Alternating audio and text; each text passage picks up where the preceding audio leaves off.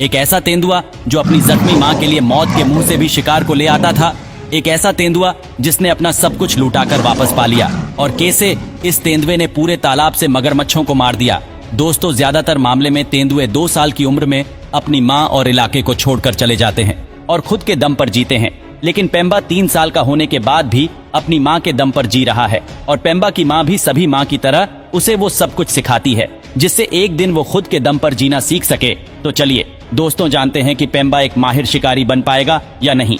दोस्तों, पेम्बा के एक माहिर शिकारी न बनने के पीछे का सबसे बड़ा कारण ये है कि जब कभी भी उसे कोई काम मुश्किल लगता है तो वो उस काम को अपनी माँ के लिए छोड़ देता है।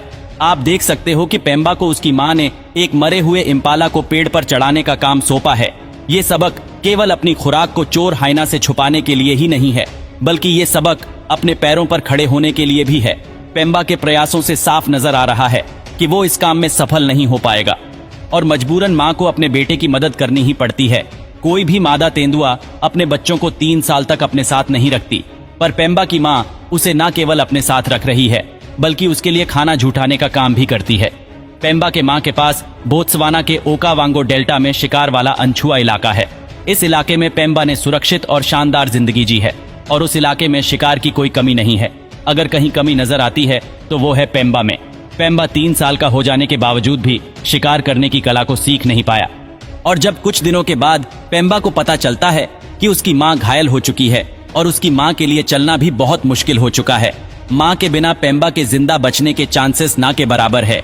पेम्बा इतना बड़ा होने के बावजूद भी अपनी जिंदगी में एक भी शिकार नहीं किया था, लेकिन अब अपनी माँ को और खुद को जिंदा रखने के लिए उसे शिकार करना होगा। पेम्बा सबसे पहले गिनी फोल का शिकार करने की कोशिश करता है। सैकड़ों कोशिशों के बावजूद भी उसे सफलता नहीं मिलती। शिकार के लिए बेताब पेम्बा अपनी माँ के इलाके से बाहर निकल जाता है। जिस इलाके में पेम्बा जाता है वो इलाका एक ताकतवर नर तेंदुए का है और वो पेम्बा की इस घुसपैठी को बिल्कुल भी बर्दाश्त नहीं करेगा। पेम्बा वहां सबसे पहले हिरण का शिकार करने की कोशिश करता है, पर वो इस बार भी कामयाब नहीं हो पाता। बिना कामयाबी के पेम्बा अपनी माँ के पास वापस लौटकर जा नहीं सकता। तभी उसे नर तेंदुए के इलाके में पेड़ पर एक मरा हुआ हिरण नजर आता है और दूसरों का खाना चुराने की कोशिश में पेम्बा की जान भी जा सकती है। लेकिन फिर भी पेड़ पर चढ़ जाने के बाद अपनी माँ को आवाज लगाकर अपनी माँ को भी इस काम में शामिल कर देता है, पर ऐसा करने से माँ और बेटे दोनों की जान भी जा सकते हैं। पेम्बा उस नर तेंदुए का खाना खाता रहता है और माँ निगरानी बनाए रखती है। तभी वो नर तेंदुआ लौट आता है। नर तेंदुए के आते ही माँ बेटे को अलर्ट करके भाग जाती है और पेम्बा भी बड़ी मुश्किल से अपनी जान बचाकर भाग जाता है। लेकिन वो वही पेड़ से दूर इंतजार करता है कि कब खाने का मालिक खाने को अकेला छोड़कर जाएगा। आधी रात बीत जाने के बाद आखिरकार नर तेंदुआ पेड़ से नीचे उतरकर चला जाता है तो पेम्बा बिना वक्त बर्बाद किए पेड़ पर चढ़ जाता है और पिंजर को निकालने की पूरी कोशिश करता है, पर पिंजर पेड़ में अटक जाने के कारण निकल नहीं पाता। हालांकि पिंजर को निकालते वक्त उसका एक पैर टूटकर नीचे गिर जाता है, जो कि जख्मी माँ को मिल जाता है। बेशक पेम्बा ने शिकार नहीं मारा, पर उसने अपनी जख्मी माँ के लिए खुराक का इंतजाम कर ही दिया। इससे पहले कि माँ और बेटे उस पिंजर को अच्छे से खा पाते हैं, ये दोनों फिर एक बार पकड़ लिए जाते हैं। उनके पास लड़ने के अलावा और कोई ऑप्शन नहीं रहता है और बेशक इस लड़ाई में पेम्बा हार जाता है और पिंजर उसके असली मालिक के कब्जे में आ जाता है। 3 महीने गुजरने के बाद एक नया सीजन एक बड़े बदलाव की शुरुआत करता है। माँ की जख्मी टांग ठीक हो चुकी है और ये फिर से शिकार करने के लायक हो चुकी है और अब पेम्बा भी खेल खेल में अपनी माँ जितना ही ताकतवर हो चुका है और अब माँ समझ जाती है कि उसे खुद से दूर करना होगा और पेम्बा को अपनी माँ को छोड़कर जाना ही पड़ता है।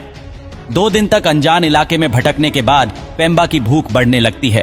पेम्बा अब 3.5 साल का होने के बावजूद भी शिकार करने की कला को सीख नहीं पाया है, लेकिन अब अगर उसे जिंदा रहना है तो उसे शिकार करने के तरीके को बदलना होगा, क्योंकि यहाँ मदद के लिए उसकी माँ नहीं आएगी।